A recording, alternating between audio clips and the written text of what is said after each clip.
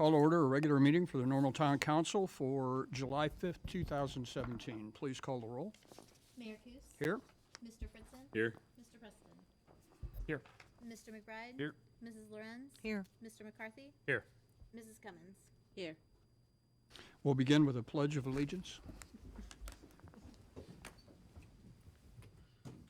I pledge allegiance to the flag of the United States of America and to the republic for which it stands, one nation, under God, indivisible, with liberty and justice for all. Before we begin tonight, I'd like to take a moment to acknowledge the passing of a dear friend and very important person in the town of Normal, Ron Blemler, who for 33 years was our Parks and Rec director. Ron retired in 2002, but you know, a lot of things that are happening in our Parks Department were the result of his hard work over the years.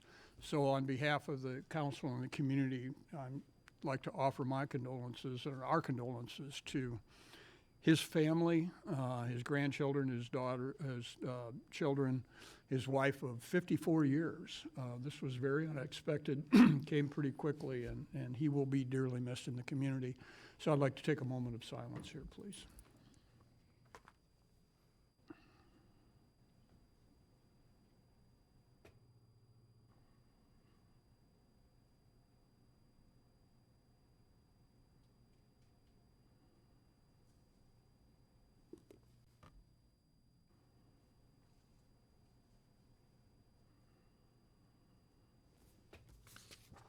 Thank you. We'll start with the omnibus agenda, items that are considered routine and will be taken a single vote unless a council member would like to pull an item for discussion. I would like to be excused on voting any bills I may have incurred in my duties as mayor. Mr. McBride? I'd like to pull item C, please. Mr. Fritzen? I'd ask to be excused from voting on the Bloomington offset invoice. Thank you. Move approval. Thank you. Second. Items we're considering under the omnibus vote are approval of the minutes of the regular meeting of June 19th, 2017, and approval of Town of Normal expenditures for payment as of June 28th, 2017. A resolution authorizing the execution of a contract with McLean County Asphalt Company in the amount of $72,675 for various asphalt resurfacing projects. A resolution authorizing a 4-year well rehabilitation and repair services agreement with Lane Christensen Company of Aurora, Illinois. A resolution authorizing the extension of a license agreement with OmFit Activewear LLC for the retail space at 102 West North Street in Uptown Normal. A resolution approving an intergovernmental agreement for legal representation by the law firm of Ansel Glink concerning fire apparatus warranties. A resolution conditionally approving the College Avenue subdivision by expedited process. An ordinance accepting water main and storm sewer easements from the Bloomington Normal Water Reclamation District. And an ordinance accepting a water main and storm sewer easement from the Advocate Health and Hospitals Corporation doing business as Advocate Broman Healthcare Center. Please call the roll. Mr. Fritzen? Aye. Mr. Preston? Aye. Mr. McBride? Aye. Mrs. Lorenz? Aye. Mr. McCarthy? Aye. Mrs. Cummings? Aye. Mayor Coos? Aye. The omnibus is approved with the exception of item C, a resolution waiving the formal bid process and authorizing the purchase of an electric utility vehicle from Taylor Dunn Manufacturing in the amount of $26,221.99. This is for use by Amtrak for operation on the new South passenger platform and approval of an associated budget adjustment. Mr. McBride? Move approval. Thank you. Second. Go ahead. Question for staff on this. Is it safe to presume, since this was not in the budget and we're not waiting for the next budgetary cycle to put it in the budget, that there must be some sense of urgency? And is that sense of urgency the feeling that the South tracks are going to be utilized for Amtrak boarding sooner rather than later? Yes, that is generally true. We don't know exactly when the South Track will be placed into service. But we, again, we're in conversations with Union Pacific Railroad on that particular item. We do believe it will be sometime this fall, probably late fall, although we don't have a date certain. And regarding this particular vehicle, there is a 3-month lag between when it's ordered and when it's received, so we really do need to proceed now in order to have it here on site when that new platform becomes fully operational, which we hope late October, early November, something like that. Thank you. Ms. Cummings? I do have a question.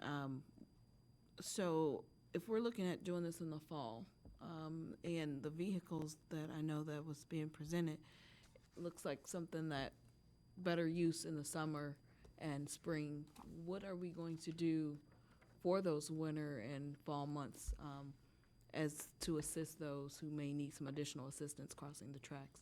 It is considered an all-weather vehicle, obviously more comfortable when the temperatures are more comfortable, but again, it will operate in the fall and the winter.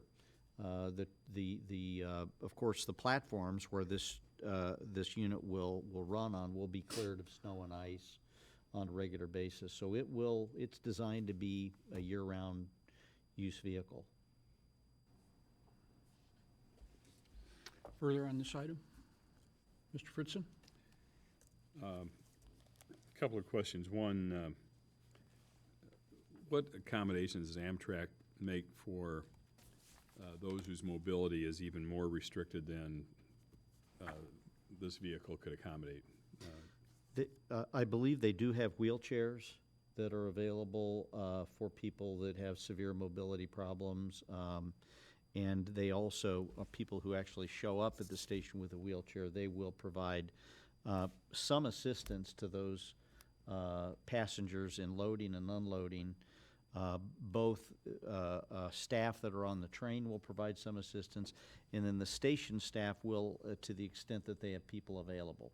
They don't always have multiple people staffing the station, but they will generally. Now, with this particular vehicle, Amtrak has committed to hiring staff to operate the vehicle. So we are providing the vehicle, but they will have a staff member that is designated to operate it, and of course we'll have to go through, it's a fairly extensive training process for being certified to operate the vehicle.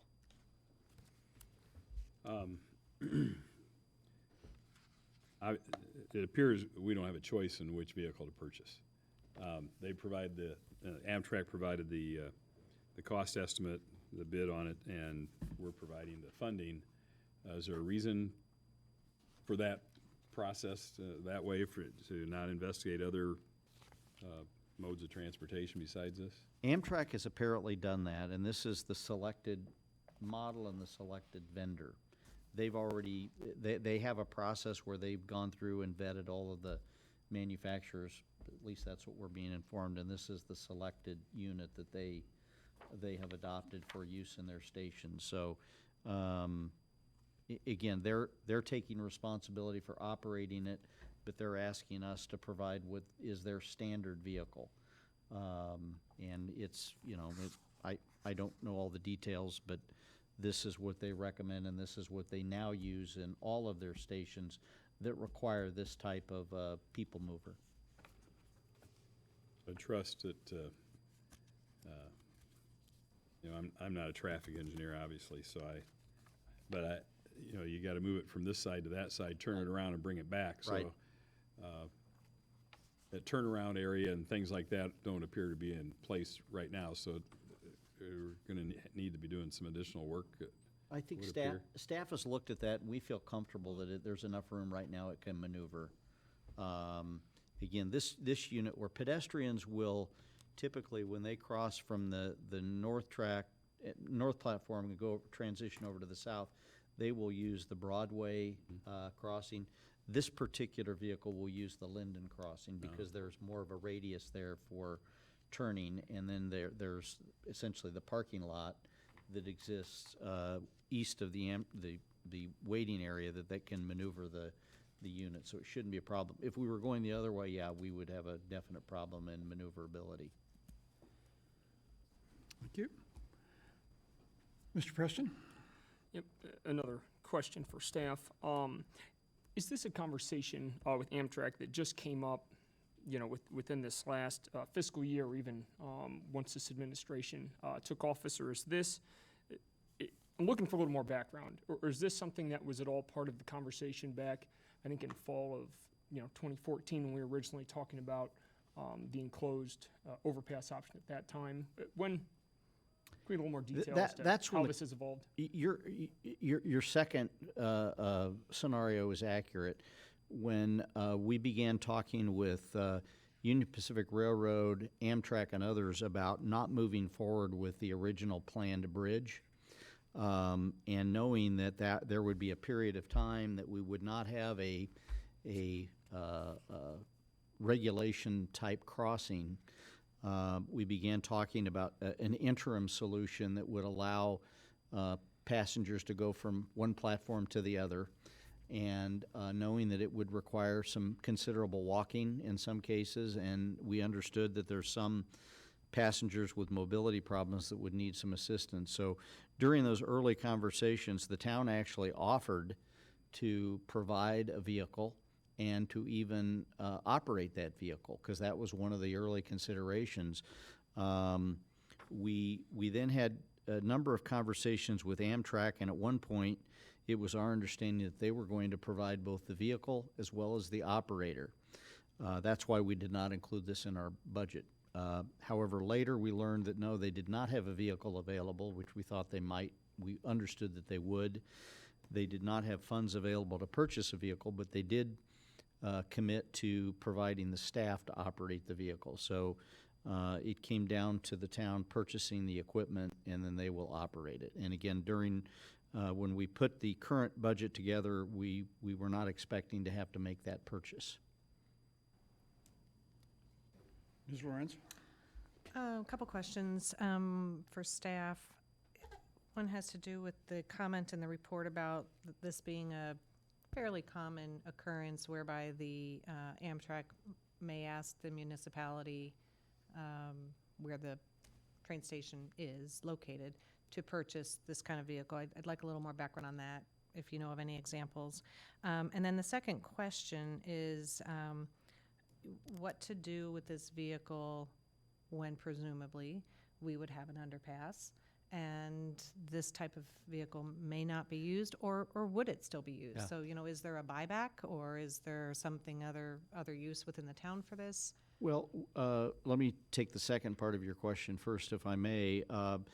We don't know for sure because we just don't know the nature of the underpass and the design, but there may still be some use for the vehicle even with an underpass in helping people with some mobility issues make the connection.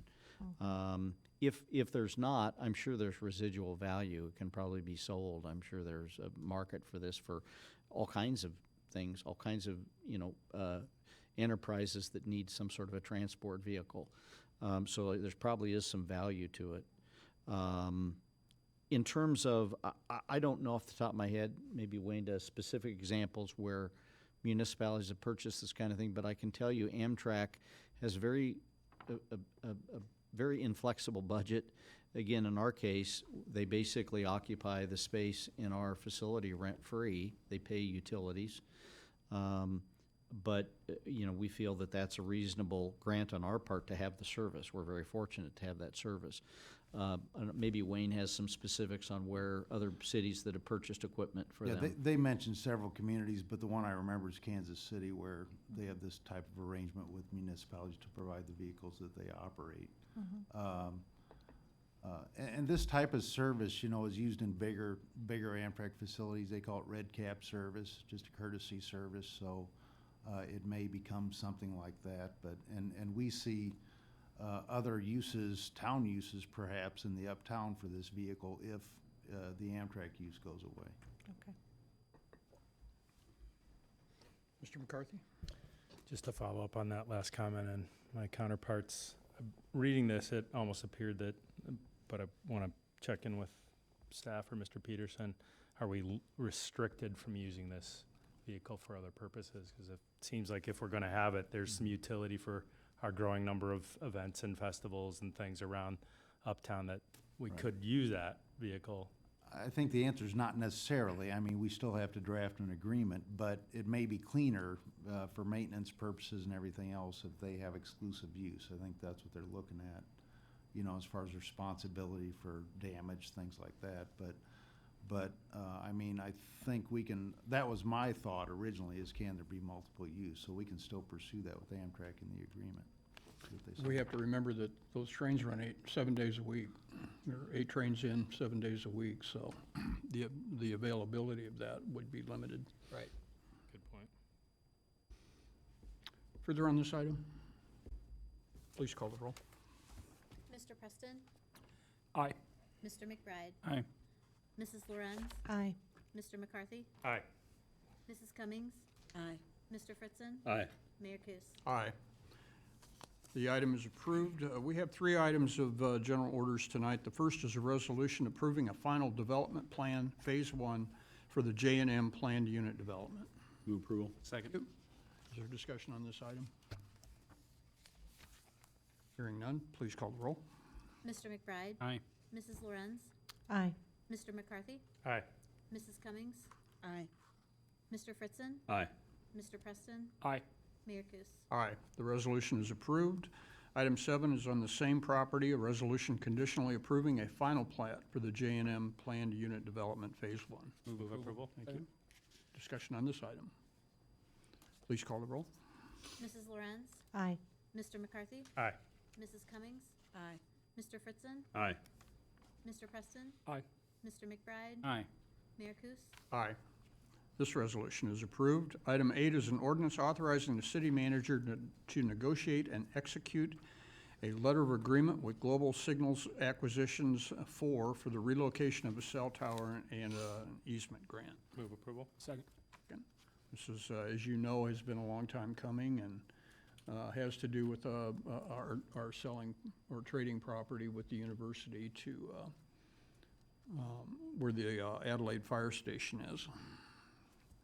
Discussion on this item? Call the roll. Mr. McCarthy? Aye. Mrs. Cummings? Aye. Mr. Fritzen? Aye. Mr. Preston? Aye. Mr. McBride? Aye. Mrs. Lorenz? Aye. Mayor Kus? Aye. The ordinance is approved. We have a motion to adjourn to executive session, but before doing so, we have some visitors tonight who present to us once a year. The members of the Friends Forever group are here in town, and welcome. We made it humid for you, but we didn't make it so hot. And you've been in town, I think, a day or so? Or came in today? Yeah. So my understanding is 2 of you are going to explain a little bit about what's going on here and present. So if you'd like, whoever the designees are would like to come up front here and sit at the table here. We're anxious to hear what you have to say.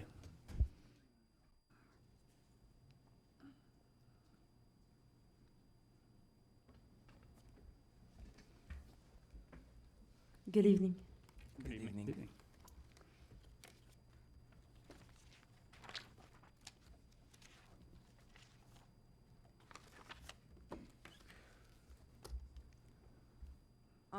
Hello, my name is Shams, and I was born in 2001 to an Arab family. I live in Upper Nazareth, which is a city for mixed.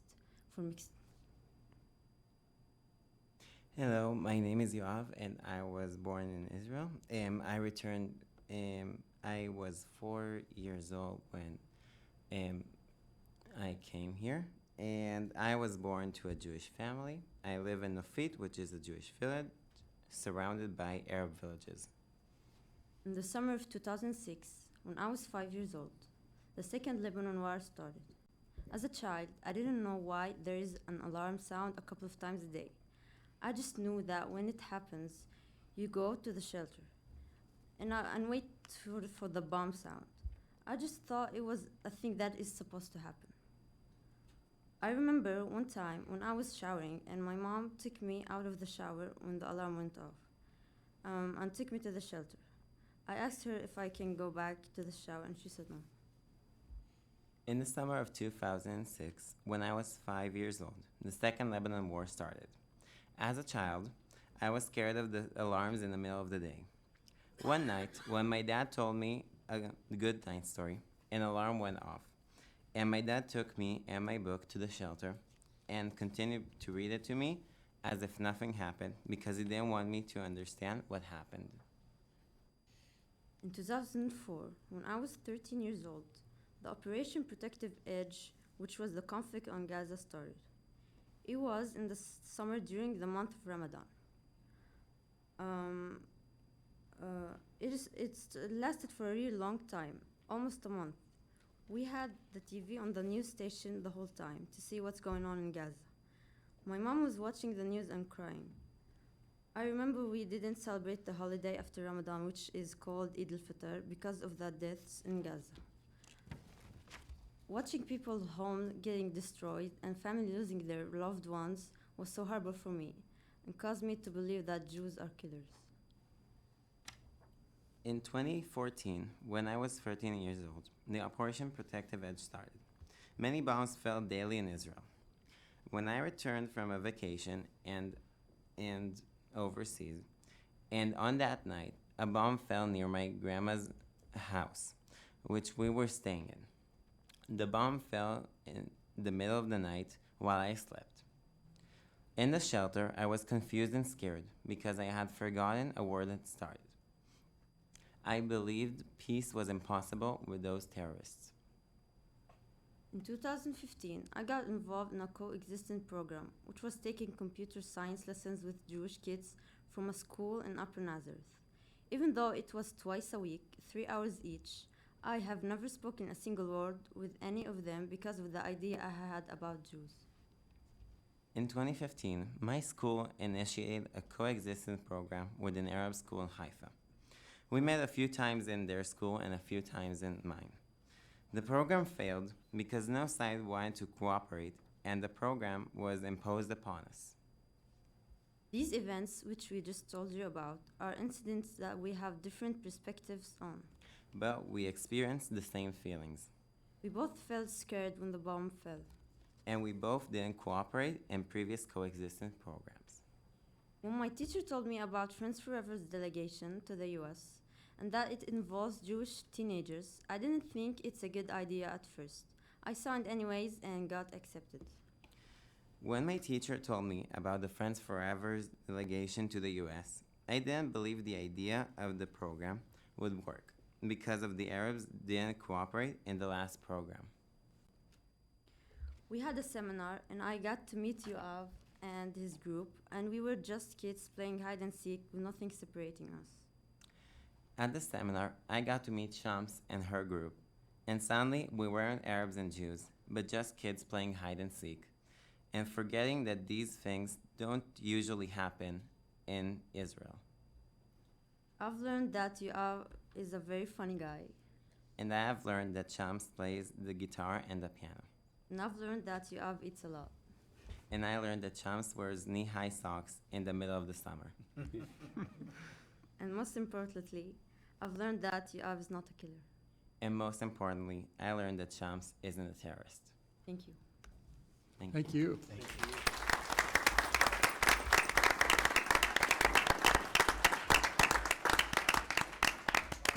Roger, Hank, Linda, would somebody want to come up and, we have some new people in the room and some new people on council that can maybe talk about the concept of Friends Forever and what you might be doing for the next week here, or 2 weeks. Janet, why don't you come up as well? These are 10 teenagers in their 15 or 16 years old from Israel, not the West Bank. They're all from Israel, 5 Could Arab you, and 5 Jewish. Roger, could you sit it's in the mic and picture, turn a yeah. microphone on there? It's so- on. Oh, it's on, okay. It's on. So 10 teenagers and 2 teachers. If the 2 teachers could raise their hands, 1 Jewish teacher, 1 Arab teacher, are accompanying them from their schools in Nazareth and Haifa. And the 13th member, 10 teenagers and 2 teachers, the 13th member is Jenna Hornsby, and she's the American site manager. Jenna, why don't you tell us more about what you're doing here? Sure. So we are here for just over 2 weeks, as I mentioned, or as Roger mentioned.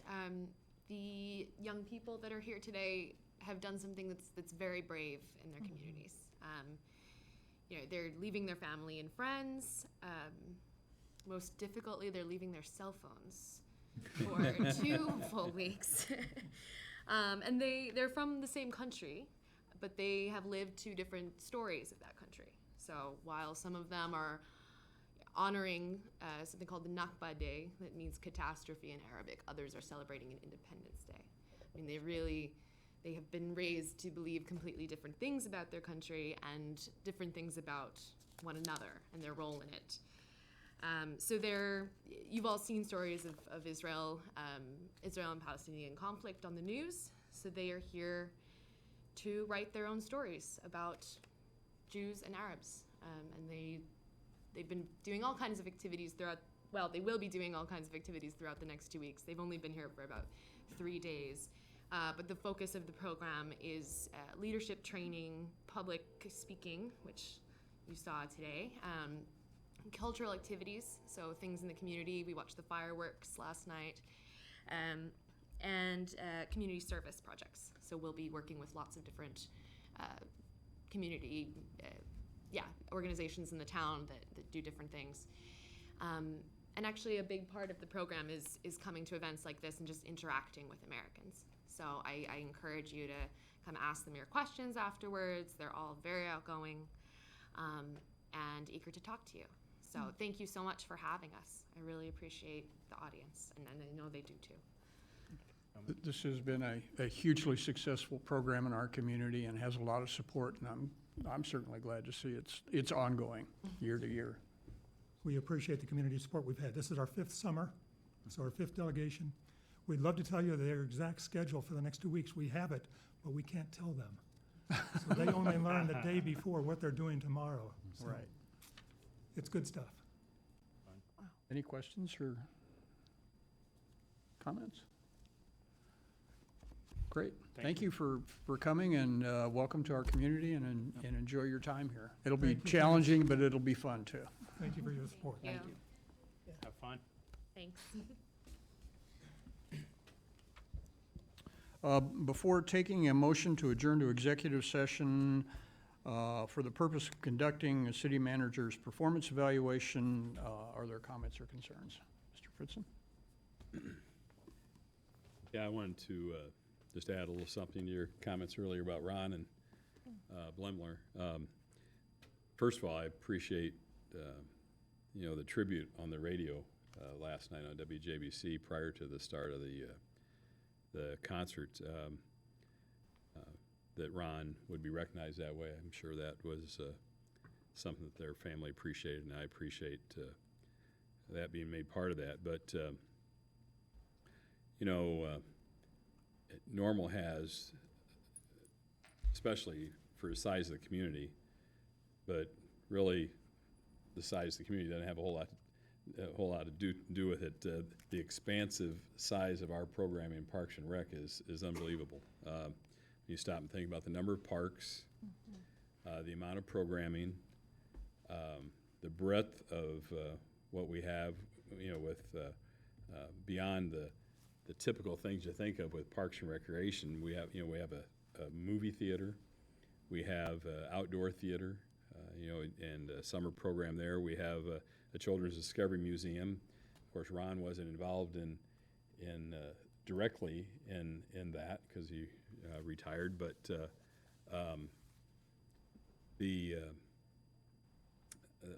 there's that phrase that says, we stand on the shoulders of giants, and of course Ron was not a giant physically, but I think as a old guard Parks and Recreation guy, to bring that department into the day we live in today with this kind of program, these kind of facilities, is a tribute to him and working hard with staff and the community to help build that support for a Parks and Recreation program. A couple of the big things, he brought, we ran an international softball tournament. We bring national softball tournaments here every other summer, but we had an international softball tournament here, and we had a 2-field complex at the time, not the champion fields, and we didn't just pull it off. It was a smashing success, and so really put Normal on the map when it came to softball. The other thing that I thought of related to Ron was bringing municipal golf into the community as part of the Ironwood development, and his enthusiasm for that project and for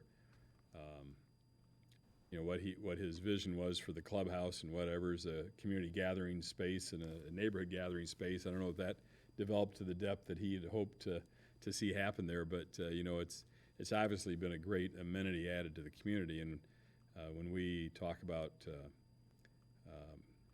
quality of life within the community, there's the life, health, safety things, but there's the other aspect of that too. And that we saw it last week outside of our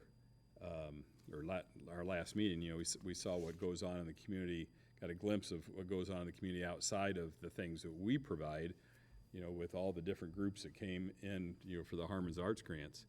And we see it tonight too with, here's something that we aren't directly involved in, but it's another one of those quality of life things for Normal and Bloomington. And that Parks and Rec component is it's not just the playground of the community budget. It's nearly as important as some of those other departments.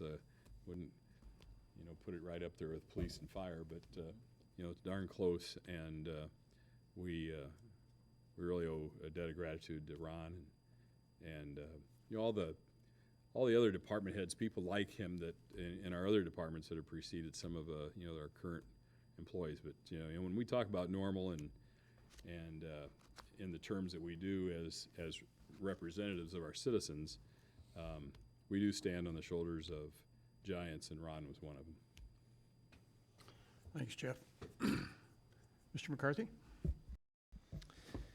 I just wanted to share a little bit, actually more about Parks and Recreation. Over the last couple of months, been getting a lot of very positive feedback about our attention to the Constitution Trail, repaving, and 3 separate organizations reached out to compliment the Parks and Recreation staff on the great job they did under the Camelback Bridge and all the rework there and all the stonework and a nice place to sit and hang out. And so all of that's being very noticed by the community, and really appreciate that we continue to devote resources and energy and time to the trail.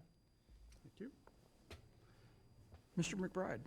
It's been several weeks now, and I've wanted to bring it up a few times, but as I think you're all aware, Ms. Lorenz and I have now had a couple of coffees with the council events, and I don't mean to speak for you, you may want to add, but I think they've been very, very successful. It's a pretty low-key but honest dialogue and an opportunity just to meet with citizens and hear directly from them about some of their concerns, or maybe to answer some questions in depth. But I would like to see those continue, and certainly I'm willing to continue those. I think you are too, but I want to kind of encourage our colleagues, if interested. We don't want to hog those opportunities. We'd like to share it and get everyone involved. Thank you. Love to do it. Happy to do it. Mr. Peterson? I have a couple of things in the Parks and Rec theme, and certainly, Jeff, I appreciate your comments about Ron, and I did stop by and chat with his family today, and they were extremely grateful for the recognition during the fireworks display.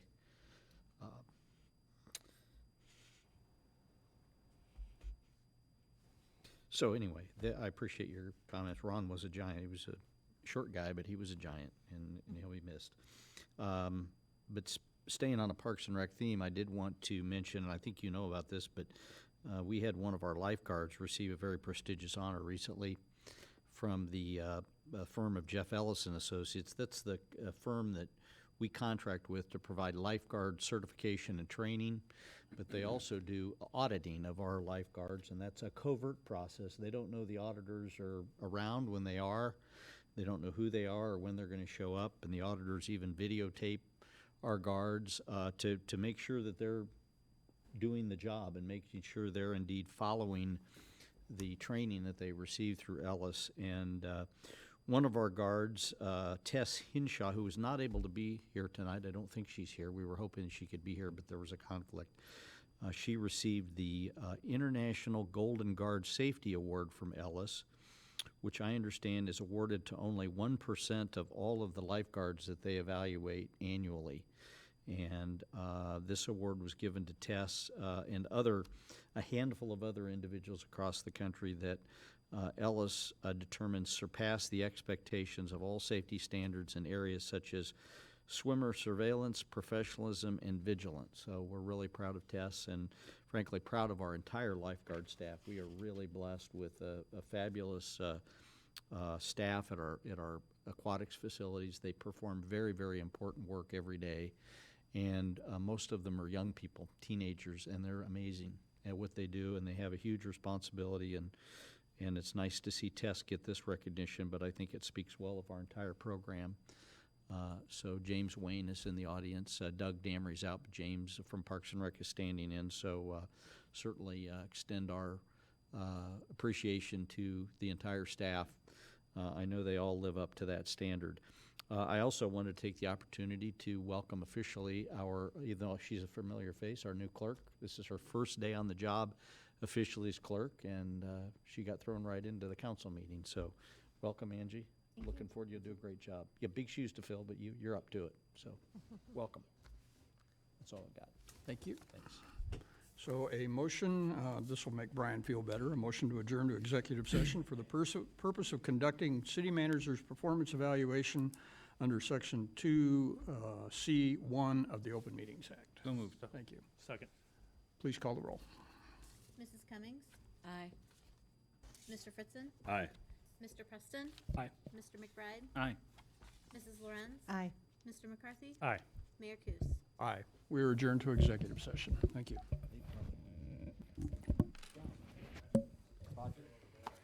Roger, you guys want a photo?